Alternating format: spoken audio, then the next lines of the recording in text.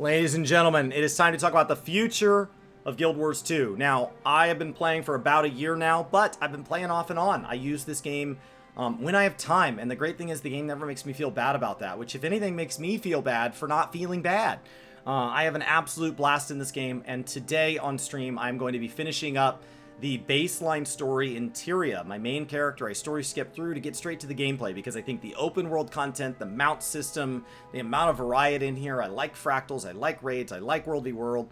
I've done a little of everything, which means I've mastered and understand nothing, but my inventory's clogged with items and I'm having a good time, which means you're playing Guild Wars right. And so I'm having a blast.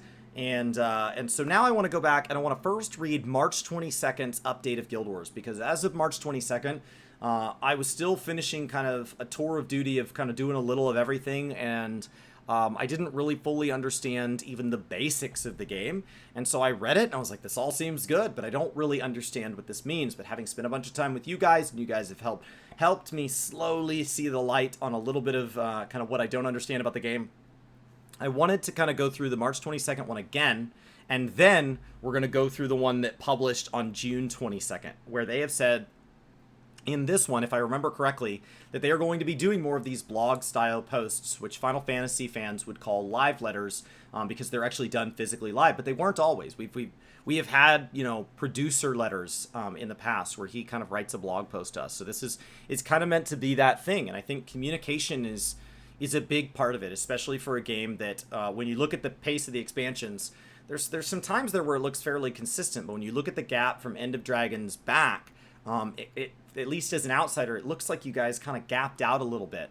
And so kind of just knowing what's going on, what's being worked on, while most likely it's devs be devin, and yeah, there will be future content one day, but I can't tell you about it. That's a super empty statement, but alternatively is empty silence. So I just want to know kind of, can you give us some direction? Can you tell us that you hear us? Can you tell us that you understand that World v World is not perfect? That you understand, you know, how we're feeling and why we're feeling the way we're feeling in game. As a new player, I've got a mountain of content to climb, so I'm not quite at that frustration that people get when they're stuck up on the peak looking out over a mountain that's not growing at the pace they want. But, you know, I think it's really great to be part of a community that feels heard, even if it doesn't necessarily directly affect me. So, Guild Wars community. It's JT and Colin Johansson. I look forward to getting to know all these names. I know a lot of the names on the 14 team, and I'm starting to remember a lot of the names on the Blizzard team as I look at all that stuff too. Best of luck having an expansion ready in December, by the way. Another topic. All right. The studio leadership here at ArenaNet. The past few weeks have been wild, and we're absolutely humbled by the reception of Guild Wars 2 End of Dragons. I will say that if you go look at like stream charts and stuff, if you look back far enough that it includes the End of Dragons early months, it breaks those graphs because there was an overwhelming interest. I assume on, like, you know, YouTube and Twitch are just symptoms. There was an overwhelming interest in End of Dragons. Now, because of the nature of how these expansions work, that interest cannot sustain, and I don't know that you want it to, but the reception, you know, initially there was, like, it was really cool to be a part of. The development team poured their hearts and souls into this expansion, which was developed from start to finish during one of the most challenging periods in our lives. We cannot thank the team enough for their hard work, attention to detail, and their dedication to the studio, the franchise, and our fans. We also want to extend the same gratitude to you, our community. We're here today because of that support and trust. If you don't feel that they're focusing more on veteran players than new players, remember that new players and people just trying out the game don't read blog posts like this. So for those of you that have been longtime supporters of the game, just know that this is for you. When they take time to do stuff like this, this is focused on you. Yes, they're thrilled to have the new people here. Those people are being rewarded with daily login chests that show them things they've never gotten before. This is for you. This is for you. While the End of Dragons cycle might seem like a natural moment to start winding things down, we're happy to say loudly and emphatically that Guild Wars 2 has a bright future ahead of it. Last July, we said that we were making some big changes at the studio that are necessary to make our ambitious goals a reality. Since then, we've strengthened our leadership team, worked to improve our communication with all of you, and shipped the third expansion for Guild Wars 2. We've also invested in a major foundational long-term projects to ensure the game's future, like DirectX 11, Legendary Armory, World v World, restructuring. This here, of the three, for the rumors that I've heard that say, you know what, I think they're just going to shut the game down after End of Dragons, there is no reason, just like when Final Fantasy dropped 32-bit support back in like Stormblood, pre-Stormblood, we were talking about moving from 32-bit to 64-bit. And, you know, Endwalker, they were talking about going back and redoing a lot of the textures and things like that in the game. Those are things that if you're just going to ride a game into the sunset, do not matter. So if you are doing this, that's a big deal. That's the big one in my opinion. Content is good. Balancing is good. This is the one that says they are spending resources on something that's not shiny. It's not going to just show up in a banner on some web page you're scrolling and make you log back in one time and drop a little money in the cash shop. This is to me, as a player, this is what tells me this game is here to stay. The long-term focus is paying off. We're seeing incredible growth in the community. In fact, the number of active Guild Wars 2 players has more than doubled over the last 3 years. This growth has helped Guild Wars 2 End of Dragons outsell our previous expansion, Guild Wars 2 Path of Fire. Not bad for a game getting ready to celebrate its 10th anniversary. How we proceed from here, how we continue this momentum into the future, is something we've been spending a lot of time thinking about. Today we're ready to talk about the next phase. However, the details are best for the Guild Wars 2 leadership team to provide. For those of you who aren't familiar with them, we'll start with an introduction. Thank you. That's all the people who are invested that are new like me. Amy Liu is our executive producer. She's responsible for the how and when of Guild Wars 2 development.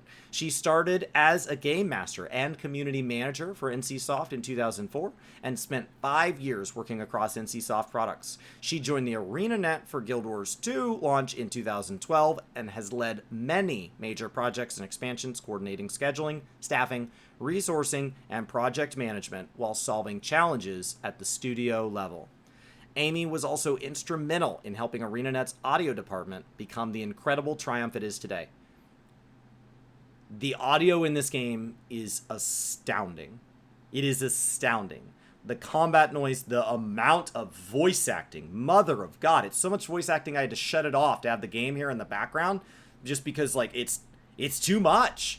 If anything, my only complaint about the audio is that there are not more audio sliders so that I can separate things like cutscene dialogue versus character dialogue versus just like general NPCs talking versus like grunts and things like that. Because when I'm being immersed, sometimes I look up to talk to you guys or I'm focused on reading something and it's like being in a bus station because there's somebody else talking. The amount of voice acting is astounding. The music's growing on me as a Final Fantasy fan. I got a pretty high bar there. You could make a pretty great music kind of selection and still be below the fact that like Final Fantasy has brought me to tears when it comes to music. Literal tears, like just grown man on my couch crying, not even logged into the game. And so, but I am really impressed with the audio in this game. There are a handful of things that just tell me this game is doing something truly special. Audio's on that list. Josh Grouch Davis is taking on the role of game director. He's responsible for the what and why of Guild Wars 2 development. He started as a Guild Wars community content creator and joined the dev team in 2013, allowing us to continue a long tradition of recruiting team members from our passionate player community. Josh returned to ArenaNet in early 2021 as the head of live operations for Guild Wars 2 and has helped contribute to the growth and improvements to communication that we've seen over the last year. This is not uncommon in MMOs. They're long-running games. It's not uncommon for people to work on them long enough that they cross the line into either content creation or into community management on kind of just the community side of things and eventually over into an official capacity. It looks like New World is potentially looking to recruit the same way. I know Final Fantasy is recruited the same way. I know World of Warcraft, Ian Hazakostas came out of being an incredibly influential member of the community.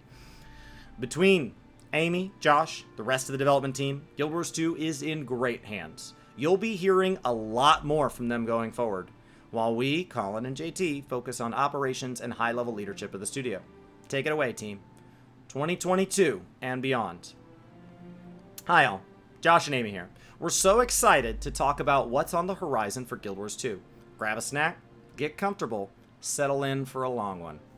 When we set out to build our plans for 2022 and beyond, we spent considerable time looking back on the last 10 years of the game's history, taking stock of where we succeeded and where we fell short. We reviewed player and press feedback, spoke to those at the studio who were here for the highs and lows, and dug into the mountains of data covering the span of the game's operation. At the end of the process, it was clear that there were two key areas where we knew we needed to address as part of our plans. First, we needed to prioritize delivering consistent updates for our players. Content is king. Content is king. Good content is better. Content is king. The release of Guild Wars 2, End of Dragons, and the resolution of the story arc that was 10 years in the making. God, I can't wait. I'm just finishing up Tyria today. Feels like a fitting time to reevaluate the overall Guild Wars 2 experience.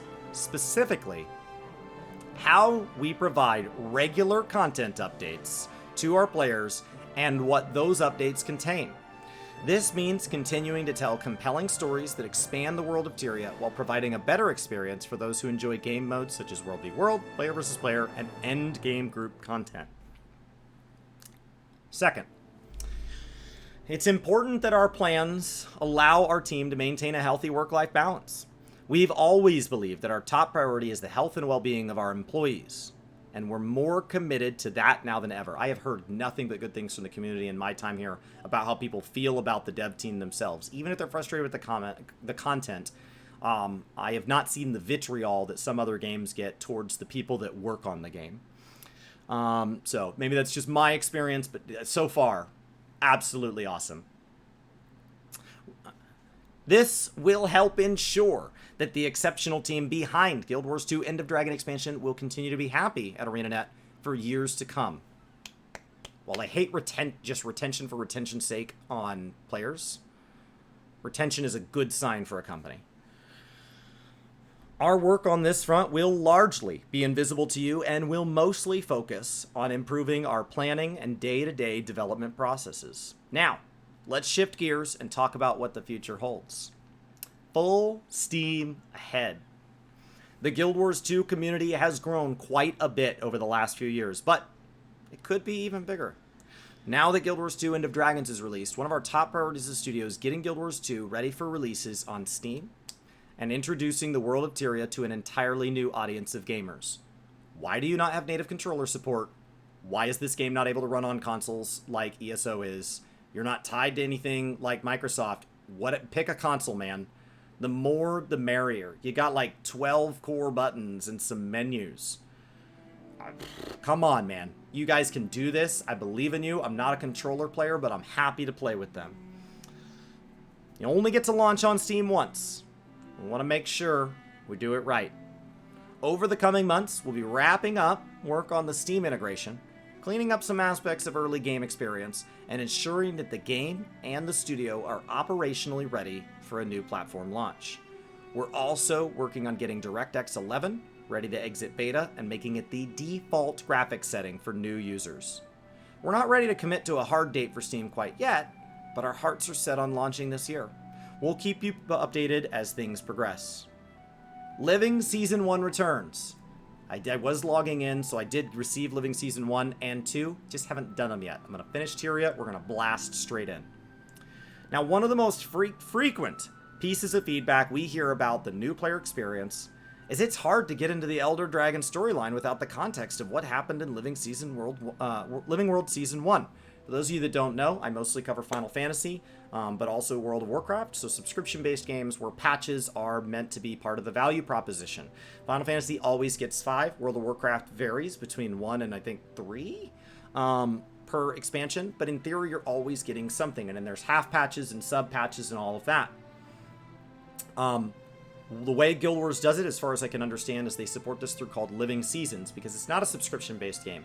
If you're playing at the time, I believe they just distribute these. They also distributed them, I don't know if they still are, but they also distributed them just kind of randomly. They seem to kind of use them as this, like, let's funnel people into this. Here you go. But they're not expensive. For a game that's not a subscription game, so it's not costing me 12 or 15 bucks times 12, if I had to buy all 5 Living Seasons or whatever it is, it wouldn't be a big deal to do, knowing at that point that you're already invested in the game. But I think giving out the early ones is a really neat idea, because those are the ones where, like, maybe you don't know you're invested in the game yet. But I think Living Seasons 3, 4, and then Icebrood Saga, if I gotta buy that, I gotta buy that. It's not a big deal, in my opinion, as somebody that is more than happy to support games through things like game purchases and very clear content for pay, things like good, clean DLC that piles on top of existing full-featured content, versus something like where you gotta try to bait me into something. Just tell me how much you need, and let me evaluate if your game is worth it, and let's just make this an above-board transaction. I don't need any of this, like, we gotcha. Like, there doesn't need to be any trickery. I want you guys to be happy. I want to be happy. I understand that your lifestyle costs money. I understand that my lifestyle has to balance my budget. Let's just talk about it like adults, because gaming is not just for kids anymore. Okay. Now, this content was only available for a brief time in the earliest of Guild Wars 2. Players like me would have missed it. You guys are saying it's free forever. Oh, awesome. Awesome. Awesome. This year, much of Living Season 1, Scarlet's War, will be making a permanent return. Well, there it is. Keep reading, Chris. We're making a permanent return to Guild Wars 2 through the Story Journal. Such a cool way to handle story. For anybody that's never done story in a MMO that has a mainline story, something like Final Fantasy, usually it's required, or it's non-existent. And so what they've done instead is nothing in Guild Wars is required. I think that does get them into some hurt when new players feel a little bit lost. But once you settle into the game, it's absolutely incredible that you say, you know what, right now I just want to focus on gearing because my friend said they want to raid Friday, and I want to do that with them. Okay, that's fine. You don't need to rush through story and ruin your experience to get caught up with your friends. Do whatever you want with your friends, and then story will be waiting. I can just pull up this menu, and I can just toggle to the story journal, and I can pick up where I left off at any time. I don't even need to do the expansions in order, which is really handy in case you want to unlock an expansion feature like mounts or gliders. Now, we'll be combining the key story moments and experiences of Living World Season 1 into 5 episodes that will be released throughout 2022. Our goal is to provide a cohesive bridge between the personal story and Living Season World 2, and give players the opportunity to earn many of the legacy achievements and rewards that have been unavailable all these years. The first episode, Flame and Frost, will release on April 19th. We're in the past, remember this is March. The season will conclude with the return of Battle for Lion's Arch. God, the name gets me excited. Which will include a new strike mission and challenge mode. Strike missions are kind of like trials and raids for Final Fantasy people. Picture like 10-man raids as WoW, just as far as like the size and scale. Not every game's exactly 10, but that kind of like 8 to 12 player type content that games have. Challenge mode being the harder version. We are excited for veteran players to be able to revisit the key moments of Living World Season 1 for the first time in nearly 9 years, and give new players a better narrative introduction into the expansion and Living World content that follows it. The Living World Season 1 will be a free addition to the base game for all players, including free accounts forever. The amount of this game that you can play for free is absurd. And then once you buy Path of Fire and Heart of Thorns or something on like a bundle where it's like $20 combined sometimes on sale, worst case you're out like $40 or something, and then you have access to it forever is preposterous. The fact that I could be like 1,000 hours in and I paid you less than what it costs my wife and I to put gas in the tank or to go out to dinner is ridiculous.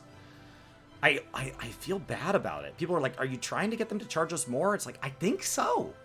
This is nuts. Now, World vs. World. In July 2021, the ArenaNet Studio update. I don't know that one. We said, thank God, that we will view World vs. World as a cornerstone game mode of Guild Wars 2. Oh, I do remember that. The statement still holds true for us.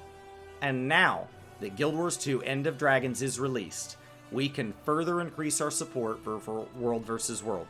our priorities for World vs. World are largely unchanged from what we talked about in our Future of World vs. World blog post in September of last year. First, we are actively working on addressing population balance within World vs. World's restructuring system. In the blog post mentioned above, we said we'd be making things a multi-phase approach to building this system. We're still in phase 1 now, which is focused on standing up the complex back-end infrastructure for the system, refining the matchmaking algorithm. We've run multiple phase 1 betas over the last few months. God, the way they handle betas is cool. They do it in a live environment. There's no WoW PTR, there's no secrecy, and we hope that it works the way you want it to of Final Fantasy, which is great. When both of those land, they're wonderful. We're going to try it in live servers, so you don't have to download anything. You can do it while progressing your character. Or you can try out the new class while playing with your friends that don't want to try it out. And you can do all that, and then we'll pull it back. We'll take your feedback into advisement, and then we'll introduce it. The way they do patches, where like it just pops up on your screen, and it's like, hey, we need to migrate you into another server. We'll give you a buff if you go now. Hey, we need to update your game client. Finish what you're doing, but at some point we'll have to deal with that. Like there is just so much about this game that is just so thoughtful, that it tells me that when something's not working the way I wanted, it's not because of malintent. They always seem to want me to have fun. Whether or not the execution is there, we could debate. But they always seem to just want me to enjoy their game. And I think that if intent is something that really matters, and for me it does, I think that's a really important thing when building trust in something that you're supposed to put thousands of hours into, like an MMO.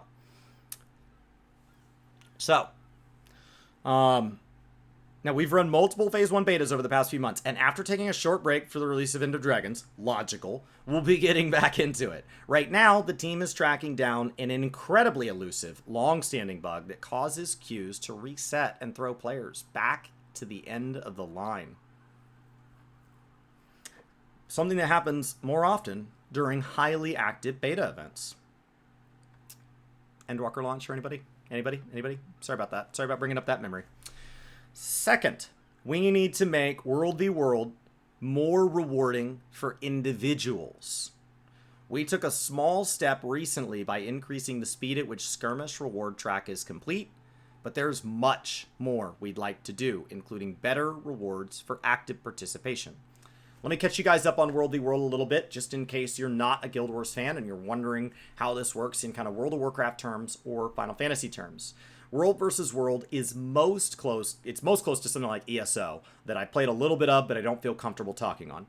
I made it to cap and everything, because that's the definition of getting into an MMO, but another conversation. So, imagine something that is the scale of Alterac Valley or bigger, the scale of Frontlines or bigger. You've got these big maps. They're live all day. And basically, big teams of players can go around capturing these maps in this kind of like you're an individual player in an RTS. As you participate, you slowly build up kind of active showing that you're participating, and you get a currency called pips. Pips work towards these chests. Meanwhile, you're gaining this kind of experience in the zone, and the experience rewards you what's called reward tracks. And reward tracks are kind of where, like, I pick an objective of mine, and it puts experience towards it. You pick an objective of yours, it puts experience towards it. We're both receiving experience scaled on our boosters and how much participation we've been doing. But ultimately, it allows players that are at different points in their Guild Wars career to be working towards different rewards simultaneously. Imagine if a new player in Final Fantasy could say, I want to receive the endgame tomes because I just got to endgame and I'm trying to gear up my character. Or if in World of Warcraft, you could say, you know what, can this count towards my Maw or Torghast runs for the week? And then maybe a brand new, truly new player says, I'd really rather this funnel additional experience, because that's a currency that they really need in those games. And so, like, it's not exactly like that, because Guild Wars experience and loot works totally differently. But basically what would be happening is we would be working towards things that matter to us at the same time. And so I play with my friends that have hundreds or thousands of hours and 5 or 10 times the achievements I do, and they feel just as rewarded from the content as I do-ish. And so making sure that that works, now the question is, now, how does that mode balance when it's just me and a friend wanting to go take a camp, a tiny little settlement in this big mode, versus when I'm running with a big squadron and there's 50 of us steamrolling castles? And so How does that work? And then world versus world literally pairs server against server. Your server gets a buddy, their server gets a buddy, and you guys deal with each other. And then there's like a kind of an MMR type thing where it works you up these tiers, but it's not perfect, because if you have a world versus world based server where whole communities have formed, they're obviously going to steamroll this. And then the rewards actually kind of suffer if you've steamrolled a map, because then you get points for contributing, but there's nothing left to contribute because you own the map. So there's all these things where like the balance of the different servers isn't perfect, because is it based on population? Is it based on active? Is it based on how they did last time? It just, in reality, the details get very hard, but the big picture stuff is very, very, very cool. You have an in-game, there's a whole progression system within levels in there. You got loot and loot and loot and loot and loot. Everything's got chests within chests. It's a great experience when it's working. But the actual gears that grind it together become immensely more complex, because it's a lot more than Frontlines or Alterac Valley. Now, as we mentioned last year, once population balance and rewards are addressed, our theory is that world versus world gameplay will see a significant shift. At that point, we intend to look very hard at core world versus world systems. Upgrades, scoring, siege weapons, how you kind of take those castles and break down walls in the first place, and balance them to ensure that the world versus world experience is still reflecting our vision.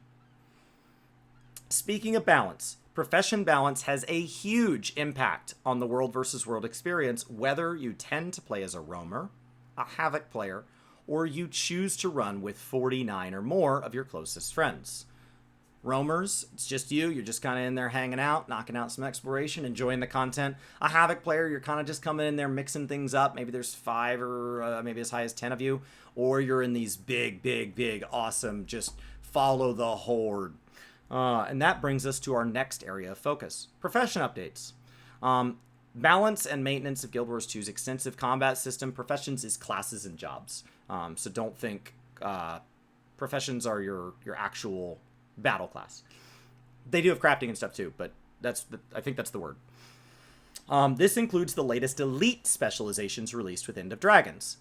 Elite specializations are the specs like World of Warcraft has, or the kind of sub-jobs. Imagine Summoner Scholar. If each expansion, Arcanist, maybe we had added Red Mage to Arcanist instead of having it be a standalone thing. So as you purchase the various expansions, you gain more build tracks that you can consider on your single class. So it makes the classes feel somewhere between Final Fantasy, where they have a lot of ways to play, and World of Warcraft, where you do want alts. So it ends up kind of straddling that gap. It is important for keeping gameplay engaging and varied across PvE, World vs. World, and PvP.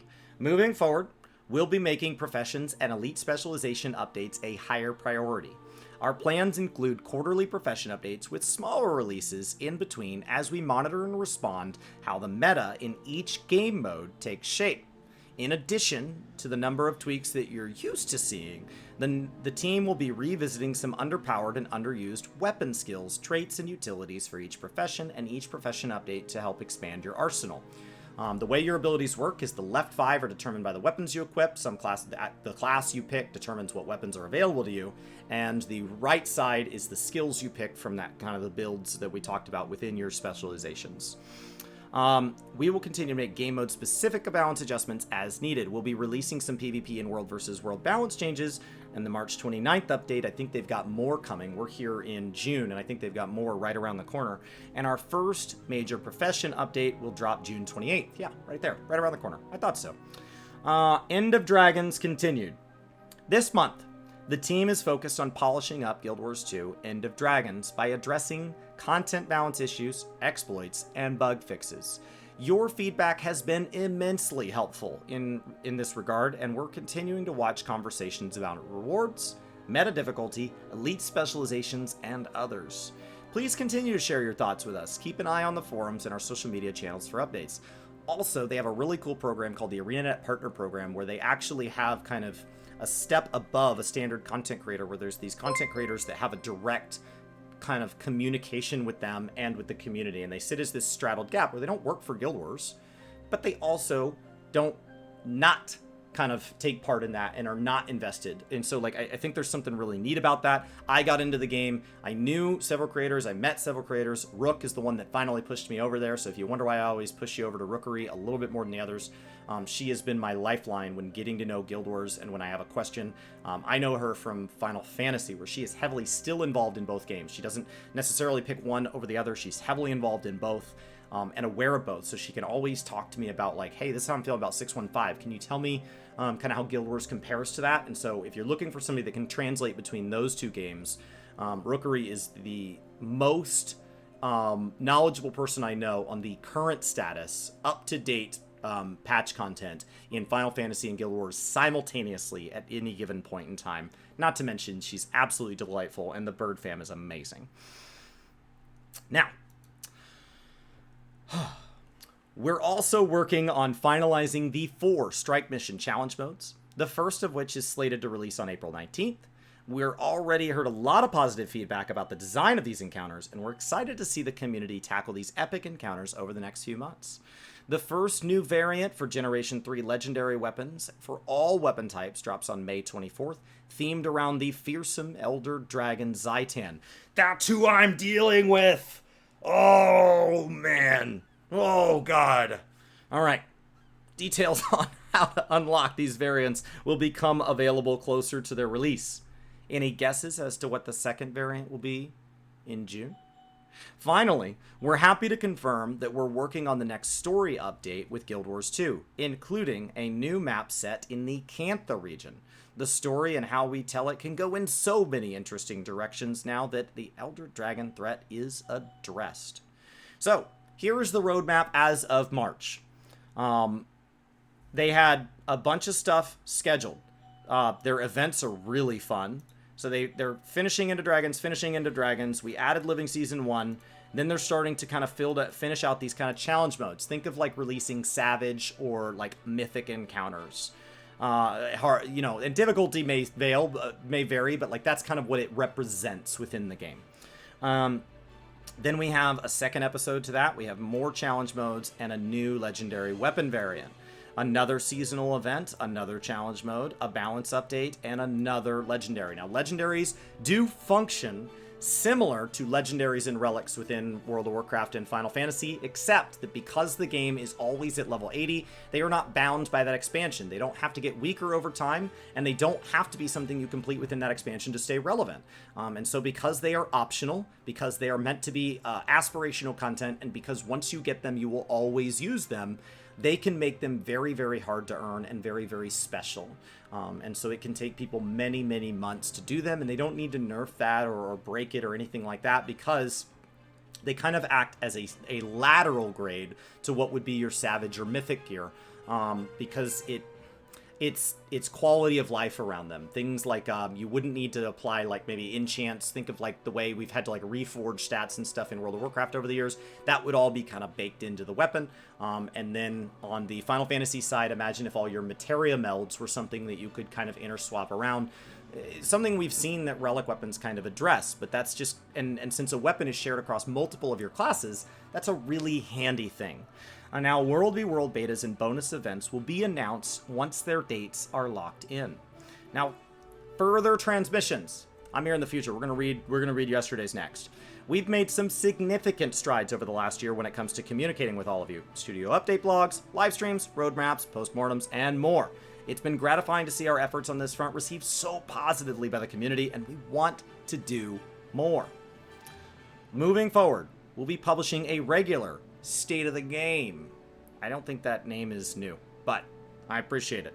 Blog post to keep you informed on the latest development news, address top concerns within the game and the community, and give you an inside look into the studio and development of Guild Wars 2.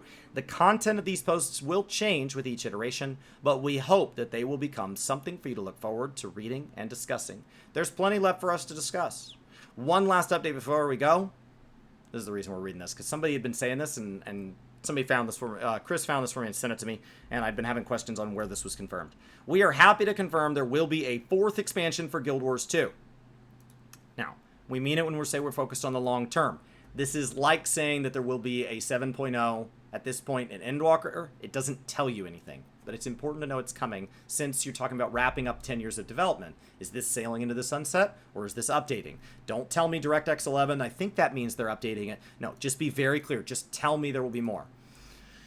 We mean it when we're saying it's focused on the long term. This is a very early confirmation. Earliest we've done ever, in fact. So don't expect news anytime soon. Expansions take a long time to development. I'd assume a couple years. Plus, there's plenty of cool things to look forward to between now and then. On behalf of the entire ArenaNet team, we thank you for your continued support. We sincerely believe that our best years as a studio are ahead of us, and a new beginning starts with Guild Wars 2 End of Dragons. Talk soon. Amy, Colin, Josh, JT, and the Guild Wars 2 team. Okay, that made a lot more sense than when I read it then. I tried keeping up back in September when they had these. Watching a live letter as a new player is very confusing. So that was really helpful. And so I think that's really, really good. It is now time to talk about... Did I close the wrong one? Oh, I closed the wrong one. I'm going to get the other one open. And we're going to play Space Game over on stream. And we'll get into it. Kinda.